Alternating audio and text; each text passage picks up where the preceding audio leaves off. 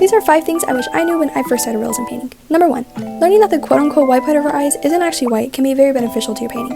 Well, at least not pure white. If anything, they may have more of a bluish or even red tint. However, of course, it all just depends on the lighting. Take a look at how making this correction can cause such a drastic change to your realism. Number 2. Every now and then, it's always good to flip your painting upside down. Why? Well, because our brains tend to fill in the blanks. Now, this isn't good in our case because it will start to make our paintings not look realistic.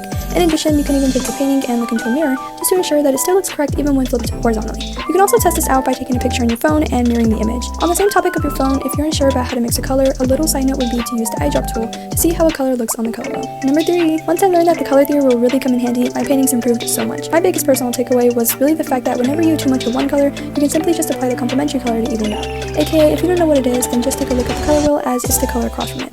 For example, I'm a victim of my paintings coming out just a little too yellow, so in my case, I just add a little purple to the mix to get a more skin tone color. Number 4. Now, the thing that truly differentiates realism from, say, anime style is that you don't use outlines. It's always very useful to learn this because once you realize that real life doesn't actually have outlines but rather values, color, and texture, you improve tremendously. Think instead of painting a literal black outline, paint an edge that can either be on the more softer or harder side. And for number 5, I would say just have lots and lots of patience. Now I know that this is very self-explanatory, but no, seriously, I mean it. Painting is definitely a skill that takes a lot of time and effort, and in other words, I would also say that building up your paintings in layers helps out a lot, as it's the method that works the best for me, which you'll usually see quite often in my videos. Thank you so much for watching. I hope you can take at least just one of these tips and improve your paintings. I'm personally self-taught, so I just feel like knowing these things would have been very helpful at the start of my journey. Bye bye!